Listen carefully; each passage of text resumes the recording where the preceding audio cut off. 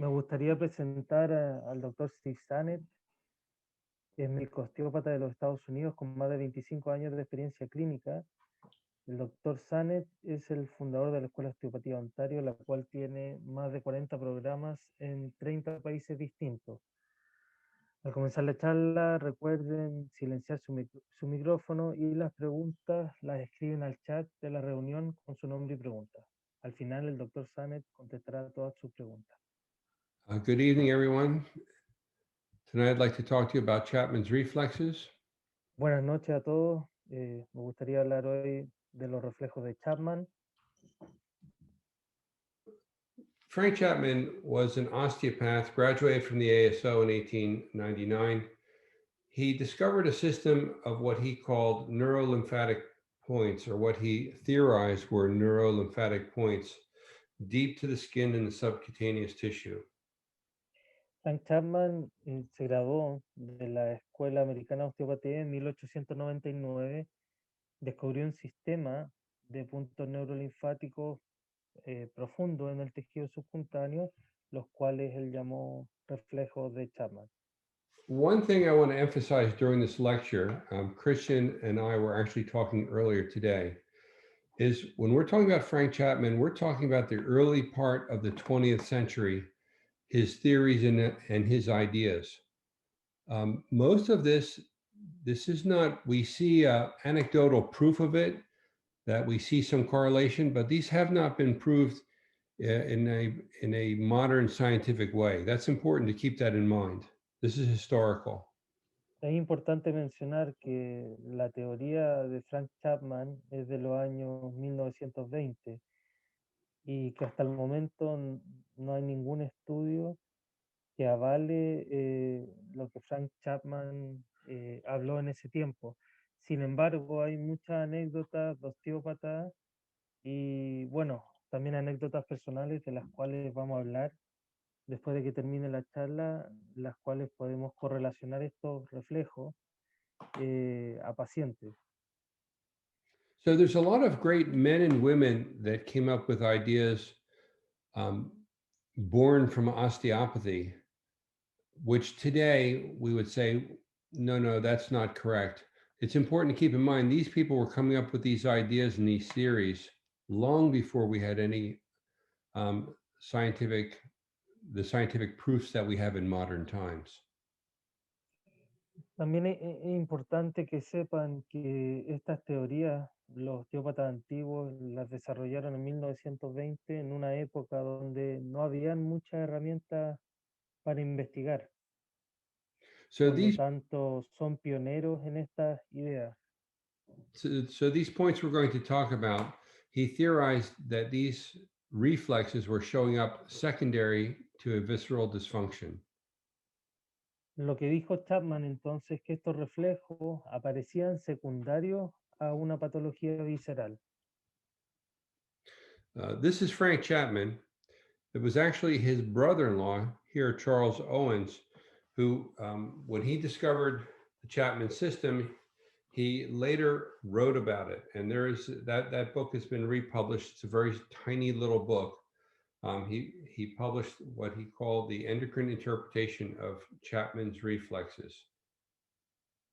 Chapman, en la imagen de la izquierda, es el que originalmente comenzó con esta teoría. Luego su cuñado, que es el de la imagen derecha, que se llama Charles Owens, escribió un libro con estos conceptos de Chapman y lo llamó este libro Una interpretación endocrina de los reflejos de Chapman.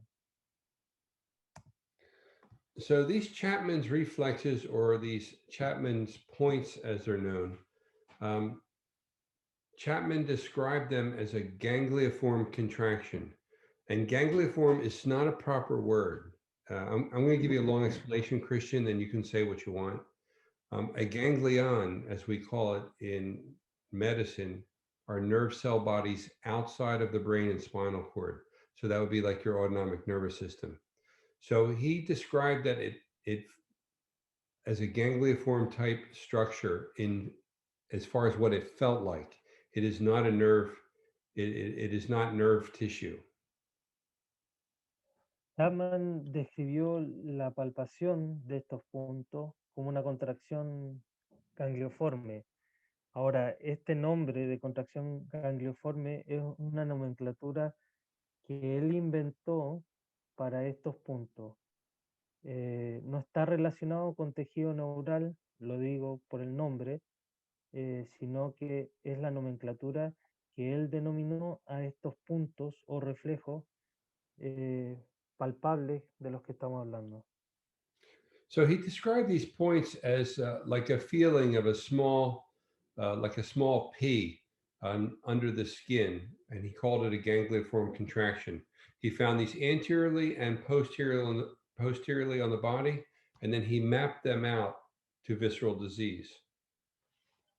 Entonces Chapman describió estos puntos como una pelotita debajo de la piel que están presentes en puntos anteriores y en puntos posteriores. Posterior a esto, él elaboró un mapeo de todos estos puntos. The anterior points that he found, he used them for diagnosis of underlying visceral disease, and the posterior points he primarily used for treatment of the disease. Los puntos anteriores, él los describió como una herramienta de diagnóstico y los puntos posteriores los describió para el tratamiento a través de estos reflejos. This guy, Paul Schilder, he's not connected with Chapman at all, but I put him in here because his reading was referenced in a lot of scientific discoveries, and I read his book, The Image and Appearance of the Human Body, and in that book, this Austrian psychiatrist, student of Sigmund Freud, he referenced a little bit below the skin. He referenced the most sensitive area and suspected it with internal disease. The reason why I mentioned him is because here's a long explanation, Christian. You and I are talking earlier this morning, is there any proof for this? Is there any studies done? And I told you, you're never going to find it. But here's a guy who's written a lot in psychiatry, a student of Dr. Sigmund Freud's, very well known in the medical community. And he made an observation of points that he located under the body. He didn't write a map, but he wrote about points that he related to visceral disease. So perhaps he and Frank Chapman might have been seeing the same thing. In other words, if Chapman found something that was really great, then some other people would probably come across a similar discovery. Paul Schilder, que es el sujeto que está en la imagen, un médico austriaco, psiquiatra y alumno del Dr. Freud, dentro de su tiempo investigaban y publicaban mucho en el ámbito científico, y él en su libro, que, que lo llamó La imagen y la apariencia del cuerpo humano, que fue publicado en 1935, describió que a 1 o 2 centímetros debajo de la piel estaba una zona sensible y él sospechaba que estaba relacionado con una enfermedad interna. Ahora, es importante saber que este sujeto no conocía a Chapman y no había ninguna colaboración entre ellos. Por lo tanto, podríamos decir que en tiempos similares, médicos de distintos continentes fueron encontrando hallazgos similares. Yeah, so they're not working together, but they're finding something similar. And then the last one, I don't think that you translated this, but Schilder said, it seems to me that the theory of organism could and should be incorporated in a psychological doctrine which sees life and personality as a unit. That sentence, which I don't think you translated it. Schilder was also looking at the body as a unit. We have that as an osteopathic concept, that the body is a unit, spirit, mind, body. People talk about today in medicine, mind, body, spirit. Other people were coming to the same conclusion a long time ago. También este mismo sujeto habló del cuerpo como una unidad. Bueno, y los que somos osteópatas sabemos que uno de los principios de la osteopatía es tratar el cuerpo como una unidad. Entonces parece interesante las observaciones de un médico no conocía la osteopatía, pero que tenía ideas similares, más o menos en la misma fecha en la cual Chapman empezó a hablar de estos reflejos. I think a lot of things that are important to us in osteopathy, they are universal truths. What I mean by that is whether you're an osteopath or an MD or a physical therapist, there are certain things that are true about the body.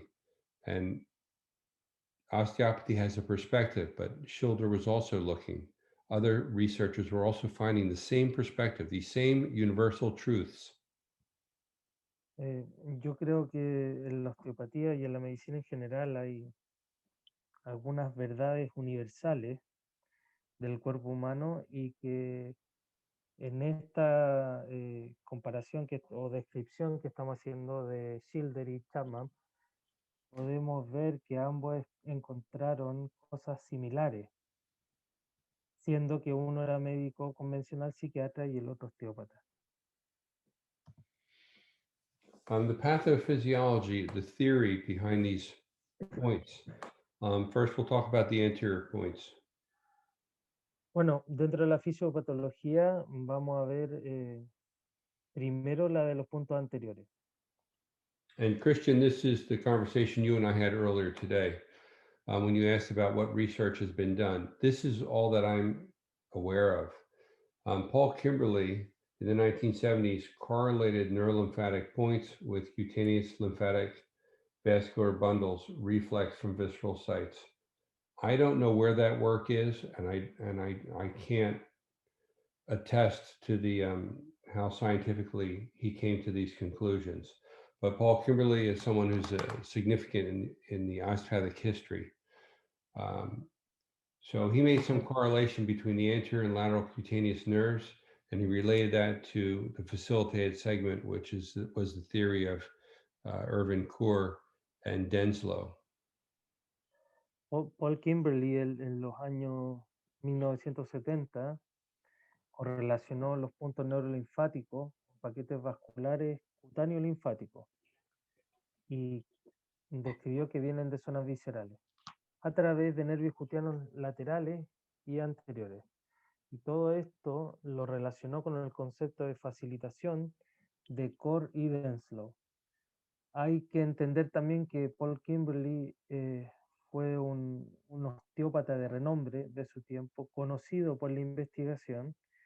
Sin embargo, no hay rastros de la investigación que hizo para describir este mecanismo. Mike Kuchera in the 1990s confirmed that Chapman's reflexes are correlated with sympathetic nerves and with lymphatic response consistent with CNS innervation of the dysfunctional organ. Y el doctor Kuchera, también osteópata, en los 90 confirmó que los reflejos de Chapman se correlacionan con el sistema nervioso simpático y que generan una respuesta linfática consistente con la inervación de un órgano en disfunción. I think it's important for me to say once again, I'm giving you history here, history that we can find. Paul Kimberly, I didn't know Paul Kimberly. He died before I was on the scene. Michael Kuchera, I know very well, and I think he's a very good speaker and educator. But when I say that Michael Kuchera confirmed that Chapman's reflexes are correlated, I don't know how scientifically this is provable or reproducible. This is what we have in our osteopathic history, but people should keep their minds open to other possibilities. Importante decir nuevamente que, este mecanismo que estamos describiendo en este momento, ningún osteópata de los que estamos hablando fue capaz de demostrar los estudios que realizaron. Sin embargo, Michael Kuchera, que es un osteópata también de renombre y muy buen docente, habló mucho de esto, pero sin embargo, de nuevo, volvemos a lo mismo, que no tenemos cómo saber qué se hizo ni cómo reproducir estas investigaciones que supuestamente se hicieron en ese tiempo. What we have in osteopathy is we have a developing body of knowledge. What we don't have is a Bible. And people confuse this. If someone said something, it must be true and it must be forever true. I don't think that about osteopathy. The philosophies of osteopathy, yes, I think they're universal truths. But people's findings, these may change over time. No tenemos que pensar que estos hallazgos de los pioneros sean como una Biblia de osteopatía. La filosofía de la osteopatía es universal, pero también tenemos que entender que la investigación y la misma osteopatía va evolucionando con el tiempo. Let's look at the physiology of the posterior tendon points. By posterior, we're talking about points that are arriving here. On the previous slide, these were our anterior and lateral points. Vamos a ver ahora los puntos posteriores, que en este caso se pueden ver donde está el círculo rojo, que ahí estarían los puntos posteriores. So this is the same idea, and that is that these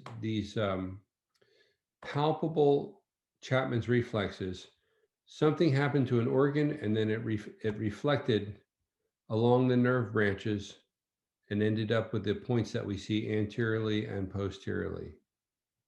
Entonces, podemos decir que algo pasó en un órgano y se genera una respuesta en el trayecto del nervio. Y estos reflejos se manifiestan dentro de distintas zonas del trayecto del nervio. If we start to pull this together for some different types of points we talk about in osteopathy and in medicine in general, we talk about Jones points or tender points. We talk about trigger points as per the Travell and Simmons model. And now we're talking about Chapman's points. So we have different types of reflex points we're talking about. Si empezamos a integrar toda esta información, también podemos tomar en cuenta los puntos de Jones, los puntos de gatillo, aparte de los reflejos de Chapman. So we can look at the spinal cord as a way of organizing these various reflexes and disease processes. Entonces podemos mirar a la médula, un organizador de estos reflejos y de estos procesos de enfermedades. So we can say a noxious or a proprioceptive stimuli. Noxious is destructive, something that causes cell destruction. That's a noxious stimulus. Or proprioceptive, some deep palpation that's mediated by the spinal cord can cause various different types of tissue texture changes, myofascial changes, or what we're calling the ganglioniform contracture. Entonces podemos decir que un estímulo propioceptivo o nocivo genera un cambio en la textura de los tejidos y el doctor Chapman se refirió a esto como un nódulo palpable y a esto lo denominó una contractura ganglioforme, que es lo que llamamos un reflejo de Chapman. And keep in mind, when we talk about contracture, we're talking about a fascial contracture, not neural tissue. Y cuando hablamos de esta contracción, estamos hablando de tejido facial, no de tejido neural. So in this example here, we can say that there's some noxious stimulus from the heart, meaning tissue damage or anoxia, or we can talk about a visceral reflex that's causing tissue damage here and goes into the cord, or we can talk about on the right side, something happening in the muscle, some ischemia or some hypertonia, causing some damage around the muscle, both going into the spinal cord. Entonces podemos tomar el ejemplo que aparece en la imagen y el corazón con un estímulo nocivo propioceptivo que se dirige hacia la médula, pero también podemos ver en esta imagen que alguna alteración muscular también manda una señal a la médula. And once it goes into the spinal cord, there's various things we might see. Various viscerosomatic reflexes, Chapman's points posteriorly, Chapman's points anteriorly. They could be trigger points. They could be Jones points. They could be various things as a result of the stimulus from the soma or from the viscera. Entonces, es- estos estímulos propioceptivos o nocivos que vienen de la víscera o de la musculatura pueden generar diversas respuestas en el cuerpo. Por ejemplo, cambios de textura palpables, puntos de Jones, puntos de gatillo o estos reflejos de Chapman de los que estamos hablando. This is, if you Google Chapman's reflex, you will come up with this map. This is um, from the book, The Endocrine Interpretation of Chapman's Reflexes, where he's mapped out various visceral structures with associated points anteriorly and posteriorly. Este es el mapa más común que van a ver, que originalmente es del libro Una interpretación endocrina de los reflejos de Chapman, pero si ustedes buscan en Google, esto es lo que les va a aparecer. Y acá pueden ver en la imagen los puntos anteriores y posteriores. Now, the reason why I included that slide of Paul Schilder, an MD, earlier is because he was in another area, a different area of medicine, psychiatry, and he found something similar to what Chapman's found. As I said, a universal truth. Volviendo a la imagen y a lo que conversamos del doctor Schilder, que es un psiquiatra, eh, parece interesante que un médico, psiquiatra, o sea, de una área, de una especialidad distinta a la de osteopatía, estuviera encontrando estos puntos similares a los que describió Chapman. In that same way, in the allopathic and the MD world, we recognize the tip of the 12th rib as a viscerosomatic reflex point for appendicitis. So that's commonly recognized in the MD world. You don't have to be an osteopath for that. And yet it's here also in Chapman's reflexes. So maybe Dr. Chapman was seeing some sort of universal truth. El punto que pueden ver, can you show it with mouse? El punto que pueden ver en la punta The tip of the 12th rib here is for Chapman's reflex for the appendix. se ocupa ahora en medicina convencional como un reflejo para diagnosticar apendicitis, entonces, o problema al apéndice. Este reflejo Chapman ya lo había descrito en su mapa, entonces a lo mejor Chapman efectivamente estaba encontrando algo de esta verdad universal de la que se habla en osteopatía. Now, while I said earlier, I'm not aware that these Chapman's reflex points have been proved in a reproducible scientific way. What I can tell you is that what has become very popular and more common in medicine is mapping out the autonomic nervous system. Actualmente entonces no existe ningún estudio que respalde esto, pero sí se ocupan algunos mapeos del sistema nervioso autónomo. So, someone having a heart attack, there's common autonomic symptoms and somatic symptoms that we see that directly relate to nearby segments, as per the facilitated segment idea that Dr. Kaur and Denslow came up with. Entonces, por ejemplo, en un infarto cardíaco se ocupan actualmente algunos puntos reflejos eh, como señales de que hay un infarto. Y originalmente el doctor Irving Kaur y Denslow desarrollaron esta teoría. O sea, esto que se ocupa ahora en medicina viene originalmente de la osteopatía. So we can explain visceral disease by somatic symptoms and by autonomic symptoms. You're having a heart attack, you're having jaw pain, arm pain. Those are somatic symptoms. Entonces podemos explicar algunas alteraciones viscerales con síntomas somáticos. Por ejemplo, si estoy teniendo un infarto, Jaw cosquilleo en el pain, brazo back pain. izquierdo, dolor de espalda o dolor en la mandíbula. If you're having a heart attack and you start to sweat, have a stomach ache, these are visceral reflexes. Ahora, si por ejemplo tengo un infarto y me empiezo a sentir dolor de estómago, eso ya es un reflejo visceral, ya no es un reflejo viscerosomático.